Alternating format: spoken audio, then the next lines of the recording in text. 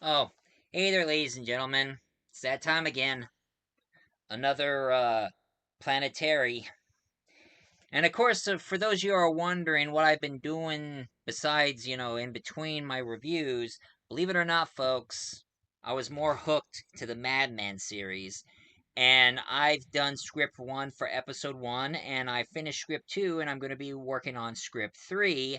And I will be rounding up some people who is willing to do some voices for some of the characters. And I'm still waiting for some for episode one.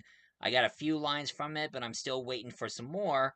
And if episode one, two, and three goes well, I'll probably continue on making adaptation episodes out of this book because I'm just so drawn to this book that this character needs to be heard. This people need to know about this character. But enough about my madman. Let's. Some of you have already been through issue 1 to 3, and then 4 to 6, and then 7 to 9, and now we're at 10 to 12. So let's start with Planetary again, and let's see what happens afterwards. Now, how it all began, let's get this started. This one here is called Magic and Loss, and it has 3 items that pretty much.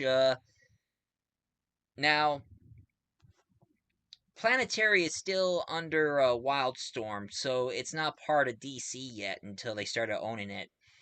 But they did have some items that gives you a bit of a nudge, nudge, wink, wink. Going like, get it? And it showed a red cape, a black lantern, and golden bracelets. So we have like a Superman ish superhero, a Green Lantern ish superhero, and a Wonder Woman ish superhero. And this is in the lair of the Fours. You know, the evil version of the Fantastic Fours. But anyway, couple people start inspecting their lairs, and that's when they start finding these 3 items. And of course, we have Elijah Snow coming up, and he starts to realize something. It turns out that these are from soon to be superheroes, but never had the chance because they were killed by the Fours. And how the story goes, here's the Superman one, where there is this unknown planet. There is this Kal-El ish and Lor-El ish. Except from the look of these aliens, they look very alien. I mean, look at these guys. But they notice that their planet has been destroyed, so they want their son to end up on Earth to be a symbol of hope and everything, and even have a device to help him know about his past and everything, kind of like what Jor-El and Lor-El did. They put their son in the rocket ship, and then boom, off it goes while their planet gets destroyed. While at the same time, there is this giant black lantern here noticing about the destruction of the planet, and they need to bring one of their lantern members to go to Earth and find another chosen bearer. So the entire council of all the Black Lantern members, now not to be confused with the Black Lantern that represents death. I mean, this is like their version, sort of a Green Lantern-ish kind of thing. And it and of course it shows here there's all these lantern members who all have the lantern on them. And one alien who goes by this one alien, they implanted a lantern in this alien, and then he's off to Earth. Well, at the same time, we have the same Wonder Woman-ish character, and she's talking to her mother in this island that it's only filled with women and no men. And of course, it looks like their version of Paradise Island. And of course, that's the woman and her mother talking. And the mother gave him the bracelets. Every time when she touched the bracelets, it projects all sorts of weapons that she can use. That's what it can do. But this is what happened.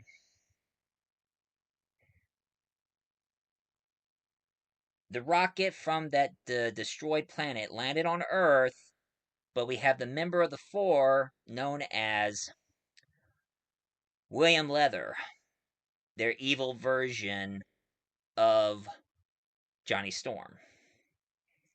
He shows up, looks into that rocket ship, sees a little baby in the red cape, and what he did, he burned the baby with his fire ability, destroyed it immediately. While at the same time, the Green Lanternish character was captured by one of the four members, their leader, Daniel Durling. He starts interrogating and keep doing like they killed him and did an autopsy and get that Black Lantern out of his chest.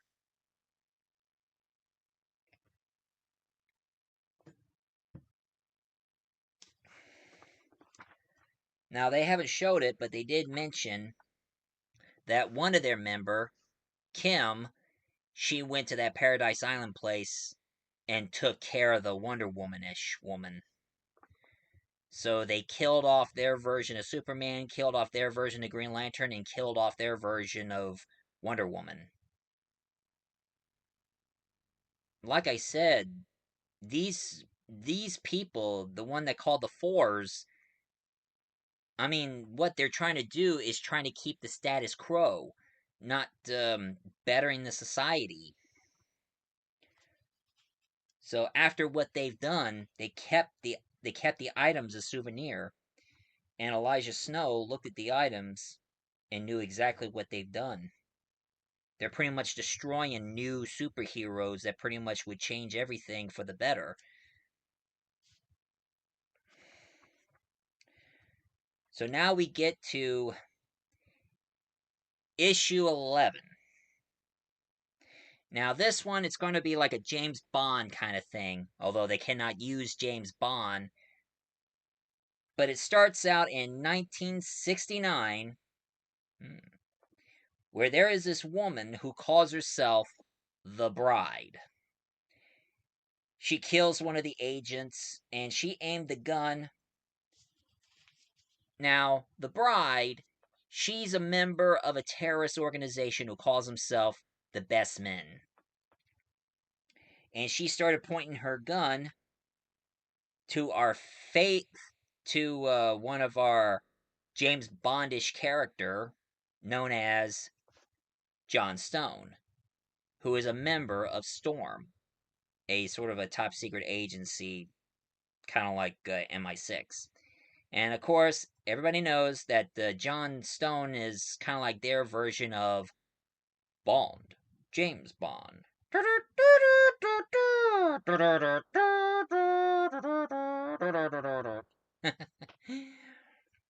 But anyway,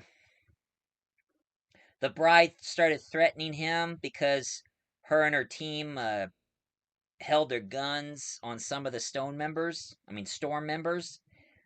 But of course, John Stone had an ace up his sleeve. He had a trigger in his fingernail. And then he pressed a button and a big light came out of his suit, and he tossed some sort of metal disc, decapitating some of the member of the Best Men. And then the Bride starts trying to make her getaway. And John Stone fired his gun, which his bullet, it's called a rip around. And it hit the pipes.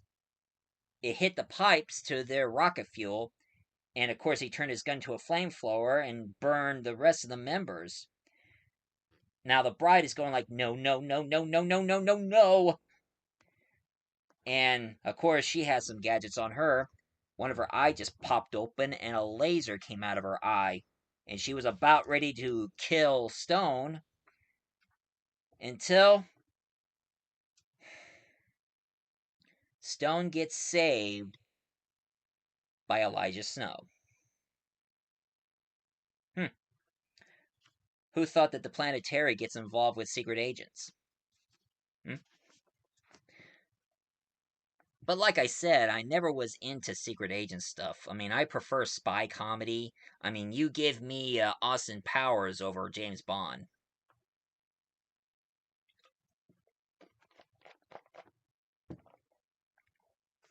Groovy, baby. Yeah. I should review Austin Powers. Hmm. Note to self, review Austin Powers. Anyway, Stone was pissed off at first for what Elijah Snow done, but Elijah Snow said that he's from the Planetary and his name is Elijah Snow. And as usual, John Stone introduced himself. He says, "The name's Stone. John Stone, Agent of Storm." When I do James Bond, I like to be more faithful to the Sean Connery because everybody says that Sean Connery is the best James Bond ever, since he's the most dominant Bond that fans like to pay homage.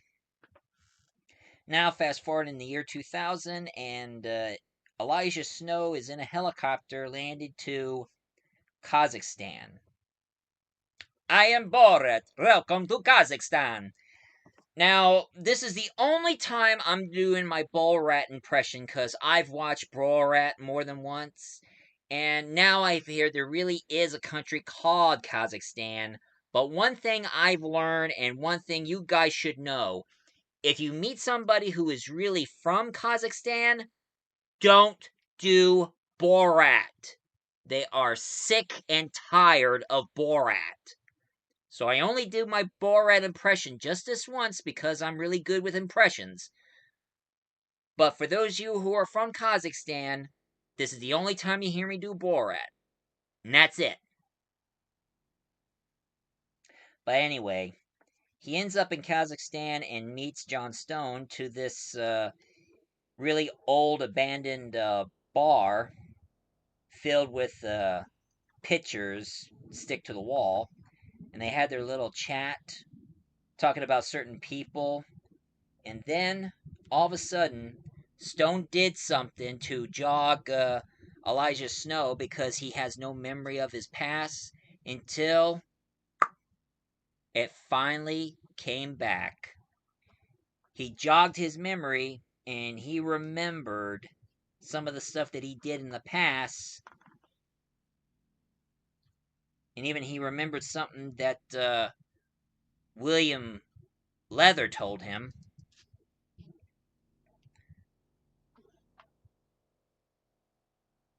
And of course, John Stone was nice enough to give him a cigarette for him to light because it's 2000s.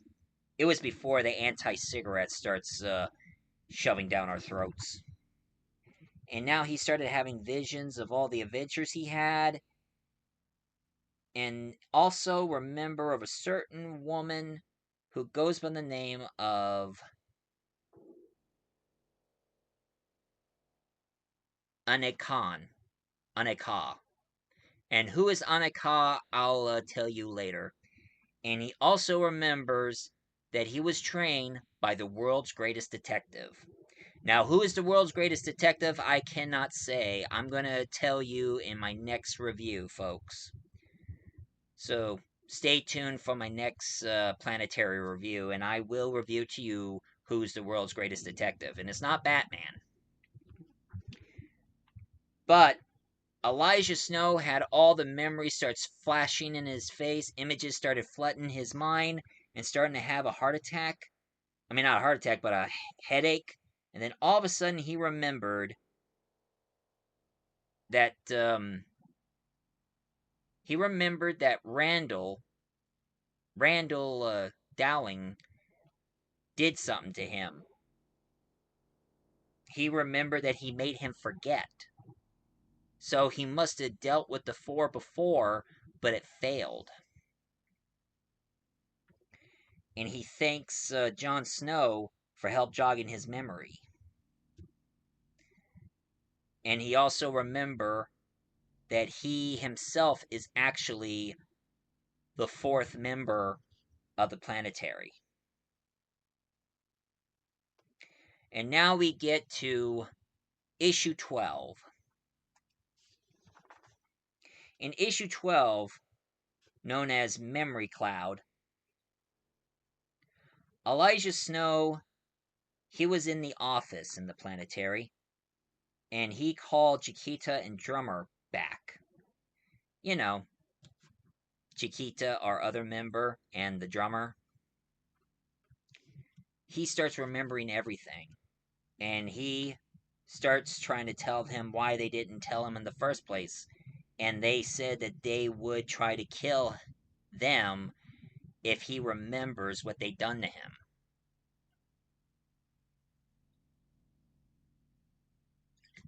Hmm. I hate evil organizations who do things like that. What assholes. He even pushed a drummer around, and he got so mad that he touched his desk and turned it into ice and then hit his desk and shattered it to pieces.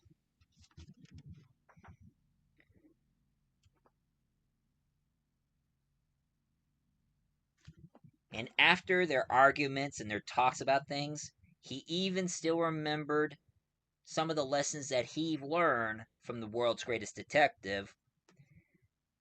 So now Elijah Snow decided to go outside.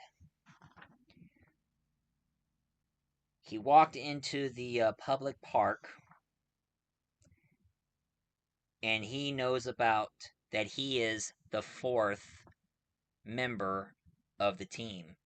And he also remembers their third member who died,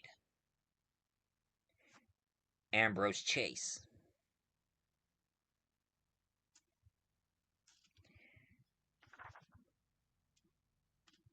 So he pretty much remembered everything about what happened. And he even remembered that he was captured by Randall Dowling and did something to him to make him forget. But this time he won't be playing. He's ready to kick some ass and even take down the Four and everything that they stand for. So he touched the ground and made a long ice cube line that symbols a giant four. And it's been spotted by the Four's satellite. Well, this is my review for now. Now, for those of you who wants to know, I mean, if anybody knows who's the world's greatest detective, please leave a comment down below to tell me about it, and I'll give you guys a shout out in my next Planetary review. I promise you that. And for the rest of you, if you like this, leave a comment down below, hit like and subscribe for more. And for my next review, well, I'm not going to pick up where I left off, but I'm sure I'm going to find something else for me to review. So stay tuned until the week after more Planetary. So, I'm the multi-voice reviewer. I remember so I can jog your memory.